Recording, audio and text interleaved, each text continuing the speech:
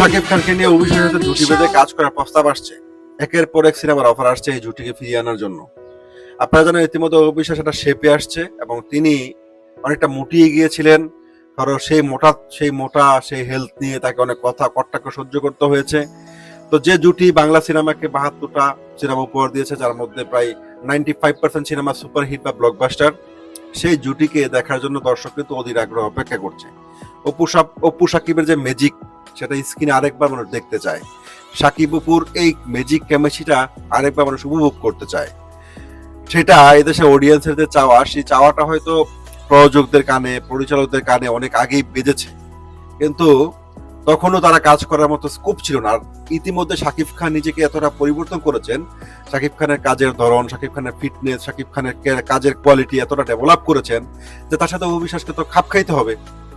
তো আমরা যেটা শুনতে পারছি, জানি না এটা কতটুকু অথেন্টিক সোর্স, যে অনেক ভালো কিছু স্ক্রিপ্ট তাদেরকে নিয়ে পরিচালনা মানে প্ল্যান করা হচ্ছে, এমন কিছু গল্প শোনানো হয়েছে। ইতিমধ্যে তাদেরকে নিয়ে পরিকল্পনার কথা শাকিব খানকে স্মরণ হয়েছে, অবিশ্বাসকেও বলা হয়েছে। আপনারা জানেন অবিশ্বাস কিছুদিন আগে সাক্ষাৎকারে বলেছেন যে আমাকে নিয়ে শাকিবকে নিয়ে কাজ করার কথা হচ্ছে বা বাবা হচ্ছে বা প্রস্তাব আসছে। দেখেন, অবিশ্বাস শাকিব খান দুজনেরই বয়স হয়েছে। এখন দুজনকে নিয়ে যদি কাজ করতে হয়, আমার মনে হয় গল্পটা এমন হওয়া উচিত, কারণ এখানে এটা নিয়ে কিন্তু ট্রল হবে যদি তাদেরকে নিয়ে খুব যথোপযুক্ত বা সময়োপযোগী কাজ করতে না পারে, সময়োপযোগী গল্পতে তারা না আসে, যতটা না প্রশংসা পাবে তার থেকে বেশি সমালোচনা হবে।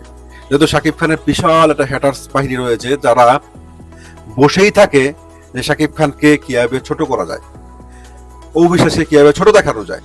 তো সেই ক্ষেত্রে শাকিব বাবুকে নিয়ে যে পরিকল্পনা হচ্ছে, যেমন খুশির খবর। অপরদিকে যদি সত্যি কাজটা আসে বা কাজটা ফ্লোর পর্যন্ত গড়ায়, আমরা হয়তো বা এটা গল্পটা জানতে পারবো না, কারণ কোনো পরিচালক বা কোনো প্রযোজক তো তার সিনেমার মেইন থিম আমাদের সাথে শেয়ার করবে না এটা মুভি থিয়েটার রিলিজের আগে।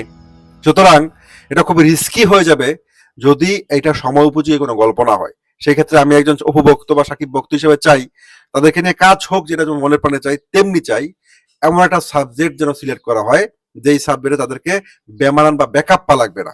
ভালো থাকবেন।